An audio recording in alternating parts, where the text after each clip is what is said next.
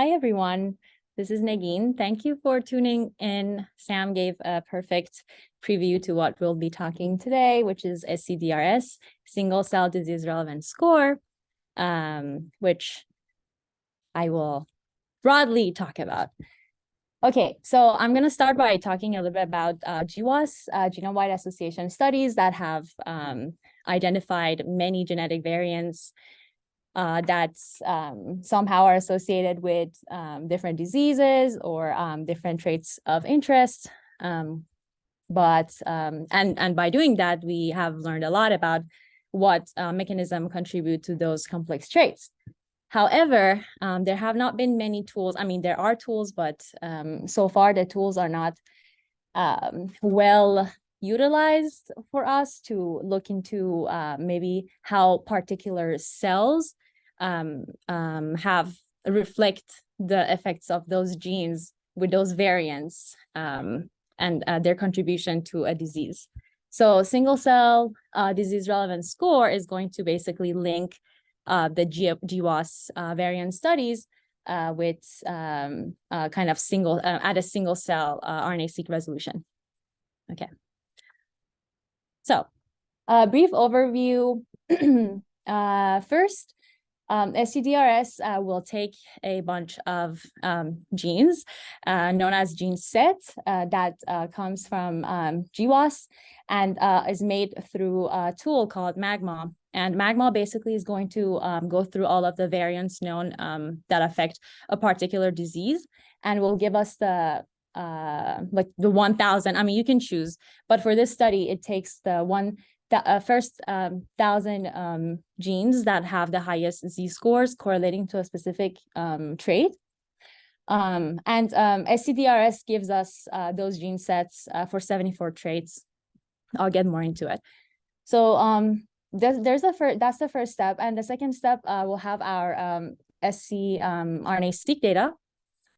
And in that step, we can see that first we have our various cell types. So they are just highlighting T cells here, but there's obviously also other cell types that are associated with a disease, but also with others. So this others, scDRS is going to perform a bunch of Monte Carlo simulations to make these random data sets that are basically neutral, but they have the same mean and standard deviation as our disease kind of gene sets to be comparable.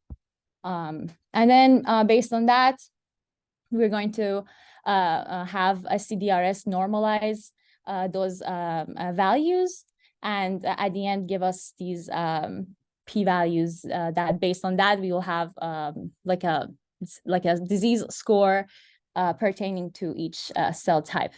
This is a very high kind of overview of what it does. So the input is your MAGMA derived gene sets from GWAS, as well as your single RNA-seq data with your cell types of interest. And your output will be these p-values that are generated by scDRS. Can we ask questions during the talk? Please, yeah, go ahead. I'm going to get water because somehow I'm dying, but go ahead. What? So this is it just averages each gene. Like so it's kind of like pseudo booking, except for instead of summing with averages. Exactly. So I think this would kind of give you an idea. I mean, there's more steps, but I'm just highlighting the main three that I think it made kind of sense. So the disease gene sets we already talked about. There's these genes that come from GWAS and also with their weights. So if a certain gene is contributing more to a disease, GWAS will have particular weights associated, and we can get it from GWAS. And the second step is what, Emmanuel, I believe you're asking, which is in the first step. It's going to compute a single disease score by kind of summing over the expression value of, so X is basically our gene expression matrix of cells times genes. And then we're having the expression value multiplied by the technical noise associated with that gene, as well as the gene weights that GWAS gives us. So yeah, we're basically summing over it. But then we normalize it So it's a weighted average. Yes, exactly. Weighted average. Yes. I don't know if it's weighted average or weighted sum at this level. It looks They're like, they're equivalent, right? Because yeah. you can think of like when you're averaging something, the weight is the same for everything, right? So like if you're averaging 4 things, you're always multiplying each thing by 1/4. That's your weight, right? You can Okay. think of the weight as 1/4. Okay. You can think of the weight as 1, and you divide everything by 4. So it's equivalent. It works Okay. out the same. Okay. Okay. I see. It's a linear combination. Okay. Technical term. Okay. Thank you for clarification. And then we have the B-raw control scores, which is these come from the Monte Carlo simulations. Similar process for that as well. And then there's other to calculate the p-values. We also will normalize these two scores set-wise, but I didn't include those. And this is cell-wise standardization, which is basically you have your disease score. You take out the mean score, disease score across the control samples, and then you divide it by the standard deviation of the disease scores in the control set. And basically that will be the standardized disease score that they will use. They do the same thing for the control sets. And at the end, they have this equation for finding the p-values. Which is comparing the standardized single cell disease score related to the control scores divided by the total number of the number of genes in the beta gene sets. So they kind of come up with this equation.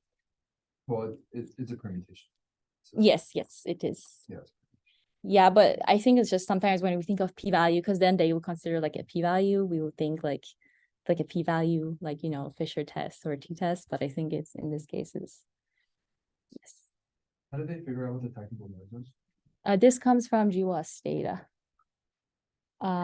They said it's already associated. But I mean, yeah, I think that was interesting too. But because I believe you can manually set all of these parameters. It's just if you want to use it. Has a technical noise. Yes. Okay. You know if that comes from magma? Probably. But magma basically collects everything from GWAS now. So yeah, But yeah. GWAS is just variant. Okay. Right, and then magma is like computing based on where the gene is and where the variants are, like the enrichment of the signal. Okay. Right, Okay.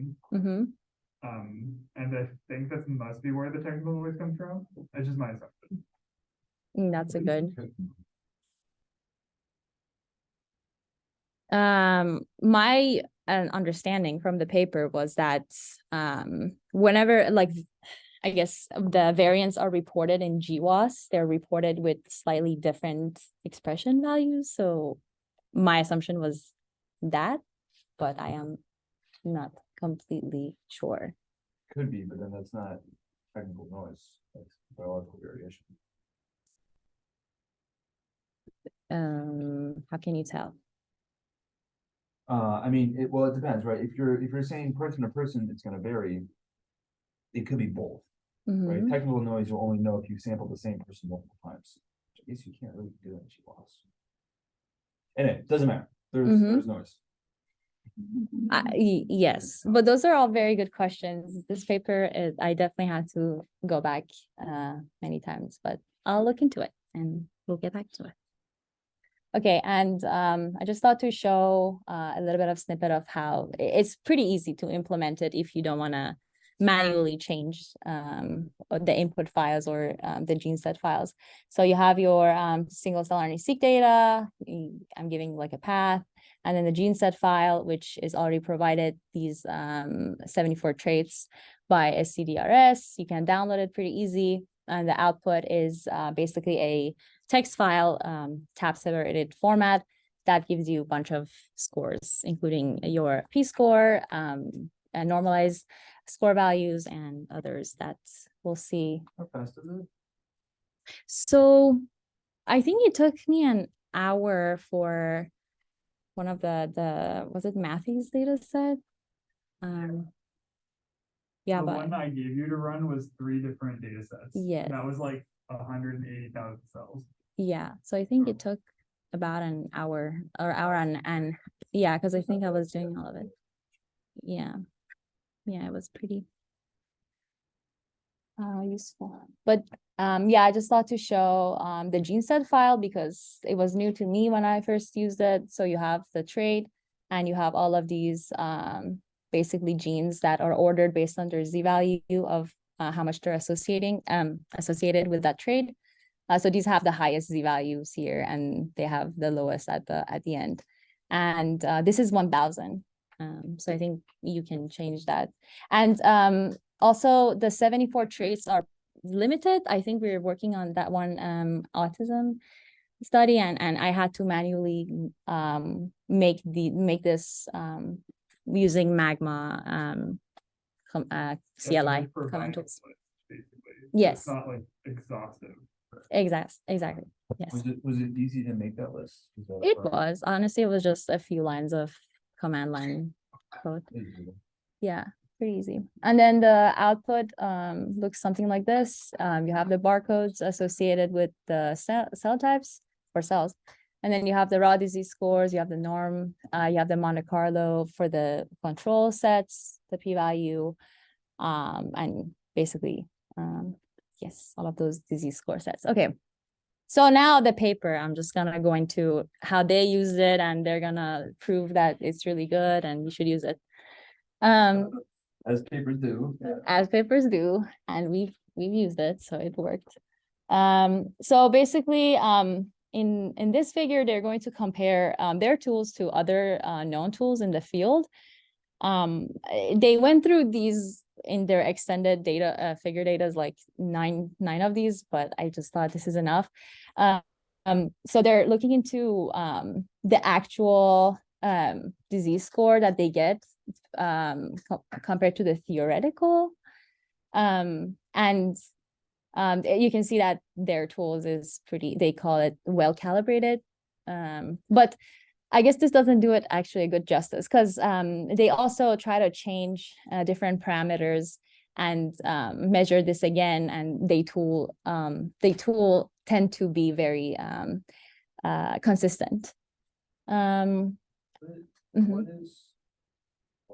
What is a theoretical? I think expected is a better word for it. But this is a QQ plot, which is like a pretty classic. Yes. And a lot of times you want to see the one that like goes away from the line, but in this case you want to see that the actual is kind of lining up with the expected. So it's fitting pretty nicely. Yeah, because you want what your data gets kind of match what it should give you. Right. But how did they figure out what it should look like? Oh, it's a null simulation. Okay, so basically it should be 0. Well, it should be very high. Okay. Yeah, so they have these null simulations and they have the causal. So in causal, they're actually taking the genes that are known to be associated with a disease type, and they're purposefully changing the expression values of those genes, and they call it causal simulations, as opposed to null, which these genes are not supposed to have any association with the disease. So in causal simulation, they're changing the expression values at different effect size. So effect size, from my understanding, it shows the level of contribution of a variable to how much to the change in the trait. So the larger effect size is generally you would think has a more of a biological relevance, I guess. So the higher the effect size, you want to see how well, so the power is how well does your model detect a true association if it is there. So as you increase your effect size, you can see that the power is pretty high for our scDRS compared to the other known methods. What is Seurat doing here? What's Seurat? Yeah, that's interesting. That's an interesting question. So Seurat has a function called add module score. Oh, that's what I'm comparing it to. It's because they're it's a way to like summarize expression of a group of genes. Mm-hmm. But that has Nothing to do with with like disease variants. scores. Yeah. Yeah. So that's like they picked an appropriate method to compare it. Yeah, it's not fair. Well, there's like as far as I'm aware, scDRS is almost like a first of its kind. So it's like what else? They were probably asked to compare it to something. Right. Exactly. That's probably. Yeah, I don't know why they exclude. I guess VAM, it was so irrelevant that they didn't even consider it. Can I ask you a question? Sorry, this is a weird question. I should have asked this already. But GWAS looks for variants that are more likely seen in different diseases, right? So are you looking for when you apply this, you're looking at expression levels, right? Are you looking for particular variants? Like particular isoform? Isoform. So if I'm understanding, your question is what scDRS does is looking at a specific variance that GWAS wouldn't. Right, because if I understood correctly, GWAS looks for particular variants associated with particular diseases. Yes. Right, or even particular. No, I think it's particular variants. Particular, like a single nuclear polymorphism, like a genetic. Right. Yeah, so they'll say, okay, this genetic variant is like correlated to diabetes or whatever. But I think what this guy is doing is looks at like different cells, and it says these cells has these genes across these different, I guess, traits, and that's how this particular cell may be contributing to that disease. Does that make sense? Yeah, but the variant is linked to the gene through the magma analysis, which is like a dependency of this. Because like most GWAS variants are in non-coding regions, but like presumably they're interacting with like somewhat proximal genes. So magma is trying to basically for each gene figure out if there's an enrichment of like GWAS variants nearby. Right, but it sounds like that's all like SNP based. Yeah, so you start with GWAS, and then that is SNPs, and then magma kind of like goes between SNPs and genes, and then scDRS is taking it from there, to go from like genes to cells. So it's basically, I mean, it's not a one-to-one comparison, right? So you're basically trying to see which genes are associated with changes in genes genetically are associated with a disease phenotype. Now, removing like the actual physical connection between that, which of those genes that are associated with the phenotype are upregulated in which cell types? It's not exactly, you're not looking for those specific variants. It's more of an idea of getting to like the mechanism of how those genes might be inducing that phenotype. What cell types are the genes active in the disease? And like what cell state are they active in, and so on and so forth, or if they're even upregulated in the disease or down. I think they have more examples in the paper. I think you're saying how does it go from the SNP to cell and the cell affecting a disease? It's less complicated than that. It's how does it go from the SNP to expression level? Well, it doesn't. That's what you're trying to see how the expression level is changed or decreased or where it's localized to in terms of what cell type. Is it just a way of trying to dissect the disease based on the expression of GWAS genes in that disease state versus a control? Right, but there it sounds like you're making an assumption, which is if there is a SNP that is highly correlated with a disease, then that gene will be upregulated in that. Can I actually, that's not an assumption. That's not. So you're thinking that automatically that cell type is being expressed highly, right? But this is not what they're saying. It just shows that cell type is more likely to be associated with a specific trait, like in diabetes or whatever. It doesn't necessarily mean that cell is highly expressed. It means that cell gene are highly expressed. Exactly. So it just means that cell has a bunch of mutations in genes that comes from GWAS. And that cell is also highly correlated or has some sort of association with a trait. it doesn't speak of the expression level that it should be differentially That's what this expressed. is doing. Isn't this tool looking at expression level? Isn't it averaging together expression level? No, it does average the expression level, but at the end it gives you a score. Right. So what you use at the end is not the expression, but it's the score that they get by doing. Where's that score coming from? It's coming from summing together a linear combination of the transcript levels. Right? What was your question? The question is, how do you go from, I don't know what GWAS data is really, I'm pretty sure it's SNPs, right? But basically, how do you go from SNPs to transcript levels? Do you see what I'm asking? Like basically, no, but I'm not saying method like from a methods perspective, I'm saying from a conceptual perspective. Like it sounds to me that you're making this tool is making this statement. If there is a SNP in a disease, that's correlated with a disease, therefore that gene should be really highly expressed in that disease. Well, it has to be expressed more than 0, right? Right, but it doesn't have to be more expressed than anything else. But it sounds like that's But what it this needs is to be saying. more expressed compared to a control cell type that doesn't have this disease module active. So it's a way of understanding what like cell types are underpinning the mechanisms of the disease. So Right, but I then feel like an example would be better here. Maybe somebody who's done this on something would be able to talk about like a cell type where a specific disease module is more active in right now. We can move on. Or we can Let's move on.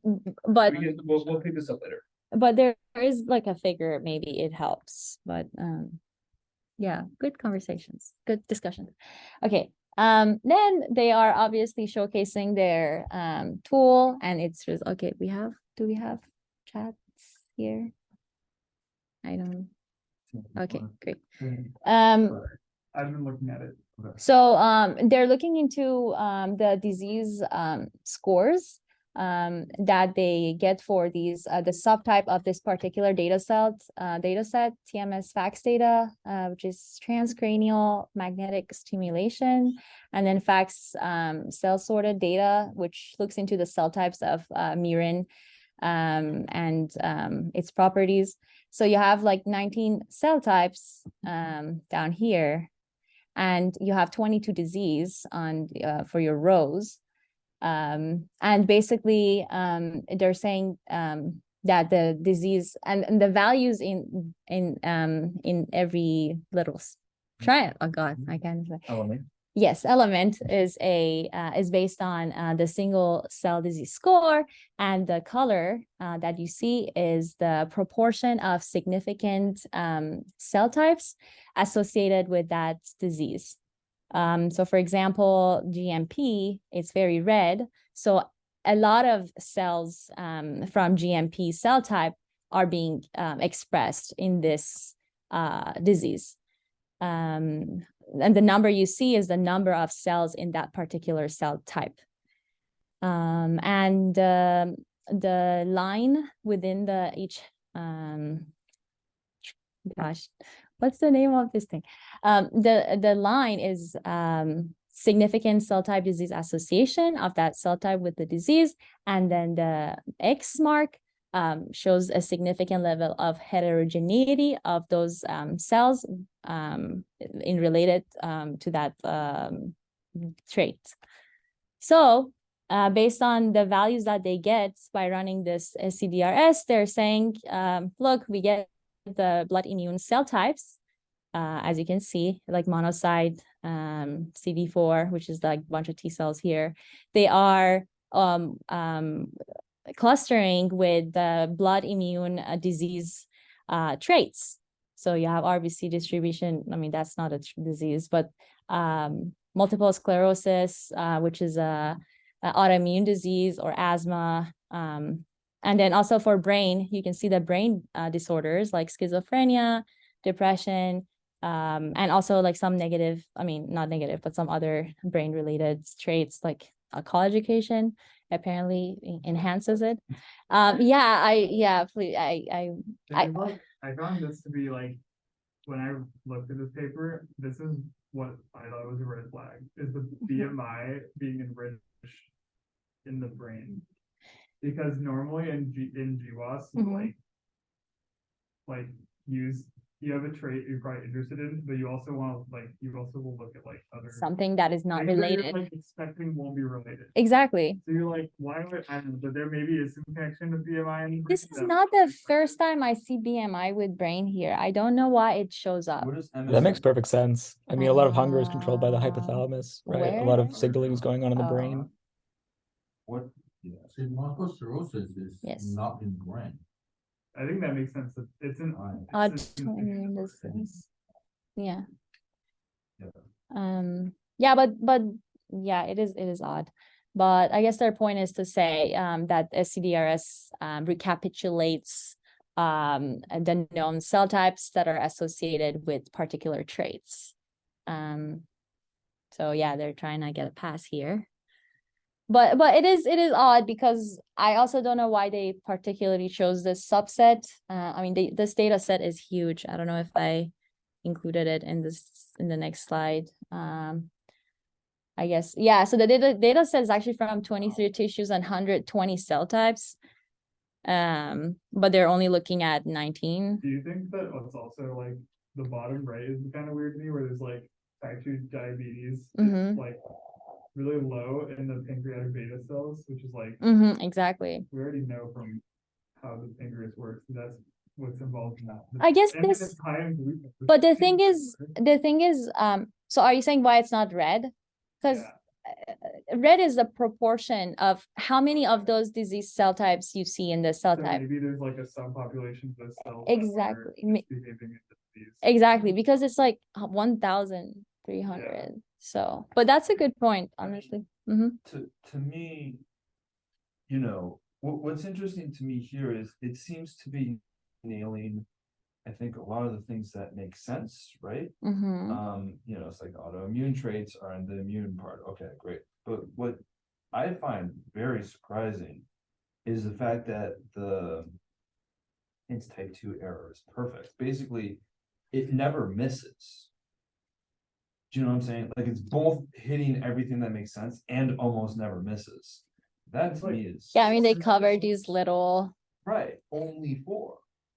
yeah. Do you know what I'm saying? And It it's is like, funny. if you look at that scale, it's like basically it's they're saying there are no significant cells anywhere else. I find that to be surprising.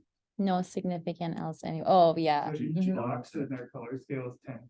So there could be in the white, there's at 0 to 10%. 0 to 10%. Yeah. So that's probably what you're seeing. It's the way they colored it. It's like that. Because like they didn't do like cell stage for the bottom is core cell type. So there could be, 10% of the cells could be contributing to disease. Right. That might be interesting anyway. That's, yeah, that it would be. So, Micah had a comment in the chat about the off-target effect of the BMI, which is that the brain is where hunger is controlled. So that might be possibly why it's enriched in the brain. Is it true that the brain controls hunger? Leptin hormones. Yeah. That was a gut signal. Yeah, they've got brain access. Right. It's not controlled by the brain. I can't turn that off. Everybody said yes. Okay, well. I can't turn my hunger off. Maybe that's just me. Can't control it. You're weak-willed. A lot of things that you don't have control over. You want to stop your heart? Do it. It'd be cool. Well, Good. okay. Okay, well, this was just for my okay, so I'm sorry it's hard to read, but basically this is, I guess, is where we can help Emmanuel help us what he means. But so they take all of those immune diseases that they covered in the heat map, the heat map before, and they're now looking into the cell types by doing single cell RNA-seq, obviously, and looking at their cell type cell populations. So yes, there's different kind of T cells. And then they start kind of overlapping scDRS disease scores for these autoimmune they say autoimmune diseases, but I'm not sure if inflammatory bowel disease is also. Okay, great. Is hypertension? I don't think so. I kind of believe them, but. Yeah, yeah, let's just go with their These people are, story. like, the authors are very highly respected in the genetics field, and this is the Nature of Genetics paper, so I doubt that there's like, they messed that up. Okay. We can probably trust them. Yes, they're untouchables. So we do the overlapping, and based on that, they see that particular T cell subpopulations show a higher disease score for that trait. So for example, and they do a reclustering kind of. So here, this guy was cluster 4, which is CD4, just like a T cell. And then if you look at it in the scDRS clustering, now it's cluster 3. I mean, it was 3 in the beginning. Sorry. So 3, now 3. The number on the left is the number of cells that are associated with the disease, and the number on the right is the total number of cells in that cluster. So kind of gives you an idea of like, okay, maybe this T regular like cluster is associated more with the IBD trait. Similarly, cluster 4, it's higher, it's more enriched, I believe, for these disease. So I guess by overlapping, they can tell, okay, what subpopulation of these T cells are more associated with this disease or traits. They do the similar thing for hypertension. They do this funny thing of extending the cluster to this thing. So cluster 9 has 258 cells that are disease related out of about 500. And then they do this overlapping of IBD and hypertension score. And I don't know the point of that, but I think it's That to detect shared signatures or shared cell types that might be active in 2 different autoimmune disorders. I believe so, or I guess it just shows like these two, like what cell types, subpopulations of cell types are, like you said, like shared in these 2 traits. So maybe this guy here, which is cluster 4, the TH2, and then they give it a new name too, the TH2 Treg. I just thought it's interesting how they are coming up with ways to show the score. They also had more terminology. I don't remember.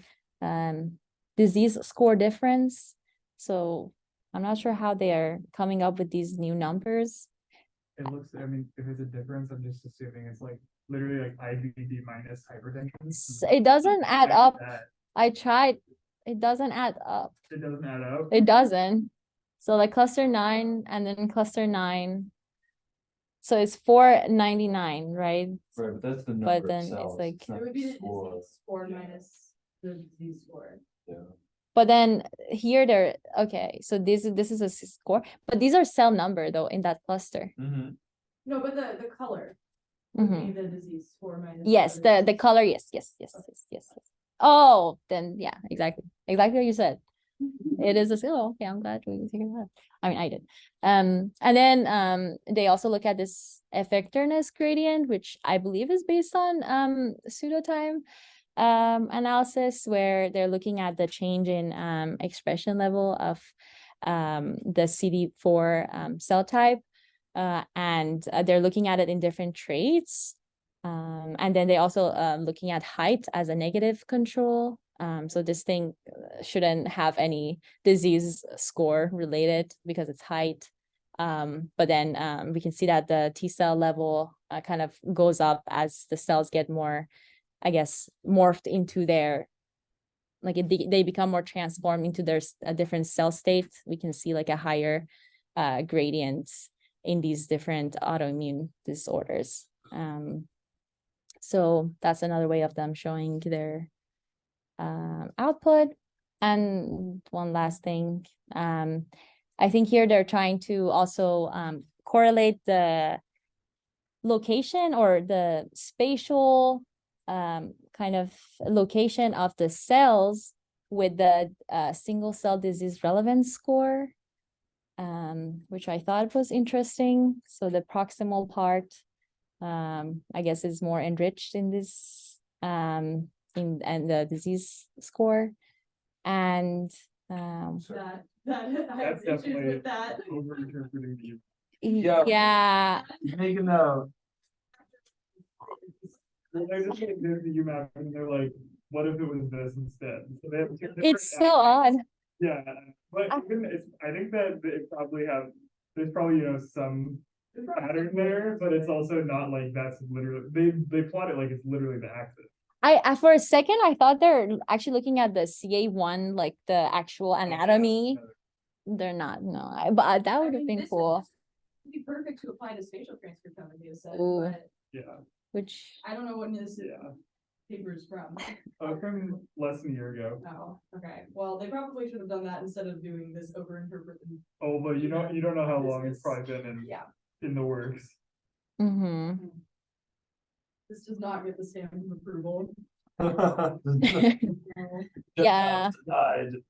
Yeah, but then actually they go further to quantify that, and they're like, wow, that this happens in all of these traits. Look, like based on like the scDRS somehow, and this proximal region has a So, higher. The interesting thing is though, like, I think maybe they should have like a normal, or you know how they did the like IBD minus hypertension? Maybe you should do like trait of interest minus my control trait. Because you see like the height, Yeah. height is still going up.